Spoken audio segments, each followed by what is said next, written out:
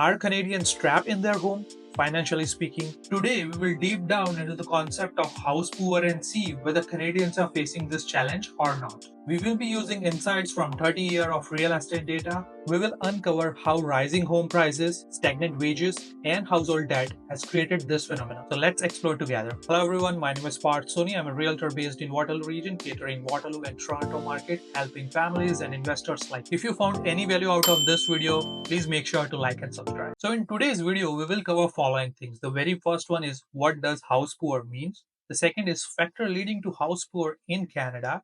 The third is house rich, cash poor. There's a new concept that is happening in Canada.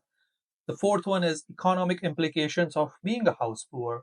And the fifth one is solutions and strategy for future and current home buyers. So let's discuss the very first thing. What does house poor mean? It is when a significant portion of your income goes towards your housing needs, that is your mortgage, condo fees, utilities, and stuff like that related to the house, where you have little to no room for your investment, retirement, and all the basic needs. Experts suggest no more than 30 to 32% of your gross income should go towards the housing needs. And that need includes your mortgage, your property tax, your utility, and condo fees. Now, this is also called as GDS, that is a gross debt service ratio. And almost all the times, banks or your mortgage agent use this number and TDS, that is a total debt service ratio, to determine your eligibility for mortgage. Usually, the lenders don't want your GDS to exceed 39% of your income. So, technically, if you are someone who is 32% or higher in your GDS, then you might be house poor, but it also depends on other factors like your lifestyle, and you can only determine whether you're house poor or not.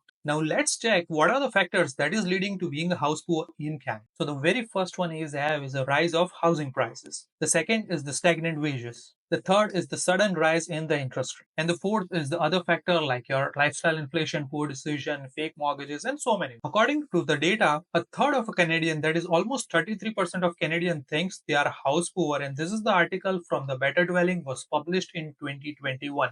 And since then, we have seen a rise in the interest rate. And you can only imagine the number is going more and more. It's not 33% right now, it will be really higher.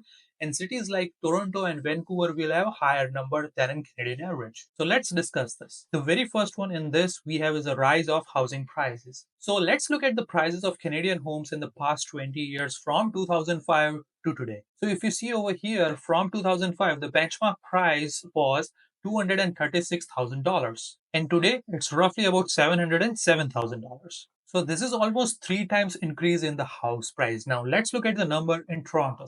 So here's the data from TRAB, that is a Toronto Real Estate Board. If you see in 2001, the average price of Toronto houses were $251,000, whereas in 2023, it's $1.126 million. So that is roughly about 4.5 time increase in 23 years. And of course, we know the wages are not able to catch up with the demand or the house prices we have. Now, the next factor we have in this one is the stagnant wages. Now, if you look at the research over here from Nerdy Wallet, it does say is from 1980s to 2020s what was the average home price and median household income and what amount of income you need to own a house. So basically, it's a price to income ratio. So you need basically in 1980s 3.2 times of your income to get into a housing market. And you see in 2020, 6.7 times of your income to get a house. Now, this is all across Canada. Again, major cities will definitely have a more number. I believe in Toronto is roughly about 9 point something, this number over here. And the thing, if you see over here, is like the first 20 years, like from 1980s to 2000, you see from 3.2 to 3.5. So it's a good amount of increase, but it's still not that much. But if you see from 2000 to 2020, the next 20 years, it's jumped from 3.5 to 6.7. So that is like almost not double, but almost double down.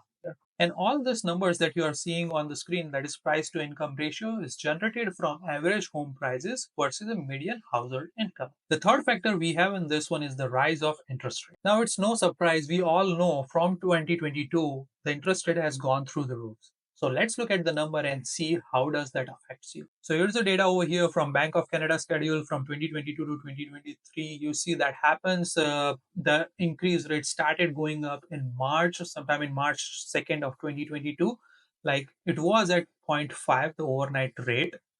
And this is all the changes happened during that time. So you see, from zero point 0.5 it went to 4.25 in just less than a period of 9 months. And again, we have seen few increase in 2023 as well. So Bank of Canada has increased its overnight lending rate from zero point 0.5 to 4.5 to 5, and that is an increase of 4.5 in just a period of 2 years. And of course, this is the reason why many Canadians who have bought it during that time feel the pressure of mortgage, especially Canadians who have purchased in between 2020 in 2022. The other factor that could lead to house poorness is lifestyle inflation, poor decision, and the fake mortgage. We all know, like, if there are so many people who are not able to afford the house, but due to fake mortgages, like fake papers and stuff like that, they showed that they are able to afford that house. So, if someone who's in that situation who got into a housing market in 2021 with the fake documentation, and now they, because of the interest rate, there is no way they are able to sustain that kind of property. Now let's talk about house rich, cash poor. Now this is the section of the people who got into a housing market from 2005 to 2015, 17-ish, when the house prices were not so high compared to today's standard. They have good amount of equity in their house, but not able to afford same kind of house in today's market. And this is something I will explain you with an example. Now this is the house that was sold in 2014 for $272,000, and it was recently sold in 2024 for $700,000.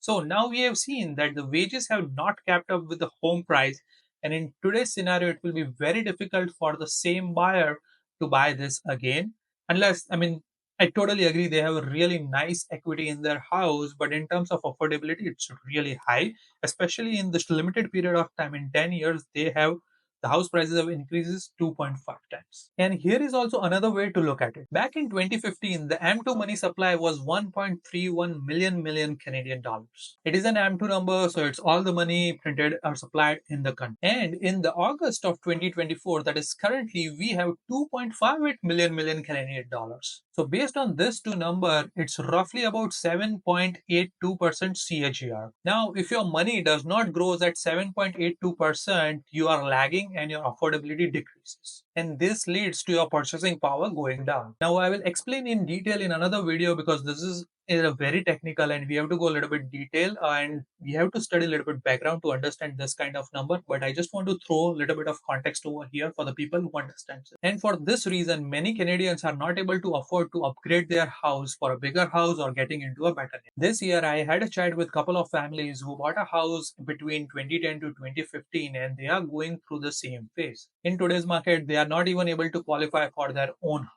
Now let's discuss what will be the economic implications of being house poor. So what does it mean for an economy? So when people spend most of their income on their housing needs, the ability to spend on something else like for goods and services of course decreases. And this hurts the local businesses and slows the economic growth of the country. It also impacts retirement saving and it forces more Canadians to work longer years and delaying their retirements. And according to a recent survey from CPP Investment, more than 61% of Canadians are afraid of running out of money during retirement. And this leads to increased debt as households may depend on credit card debt, reverse mortgages, and loans from banks. And this is all to just cover their basic expenses, creating long-term financial burdens. Over time, this can create a severe financial problems having a lower credit score or also more debt accumulation. In fact, Canada currently have a highest household debt among G7 countries. So let's discuss what are the solutions and strategy you can implement as a current homeowner or a future home. Now, when it comes to solutions and strategy, there are a couple of things which you can control on your own.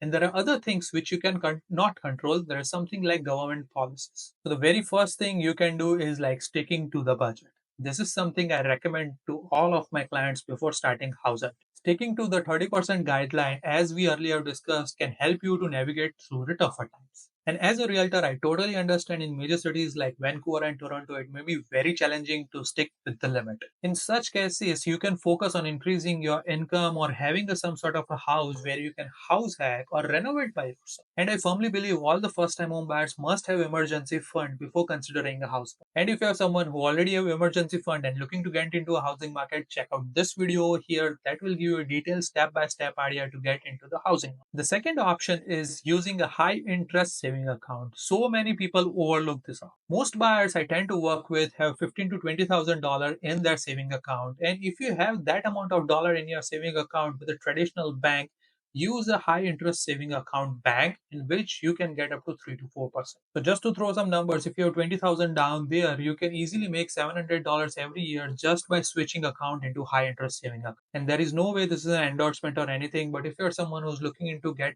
into ideas or more options like that, DM me. I'll happy to help you out with. The third and the most crucial thing you can do is to educate yourself financially. This goes without saying. Developing a financial literacy is one of the best valuable skill you can develop. It empowers you to make a better decisions about your money and your future. The question still remains, are Canadian house poor? For many, the short and simple answer is yes. But it's not all doom and gloom. By understanding the root cause of it, you can able to navigate through this financial hardship. Let me know, do you feel house poor or do you know someone who does feel that? Share your thoughts in the comment below. And don't forget to like and subscribe to my channel for more insights like that. Thanks for watching and I will see you in the next video.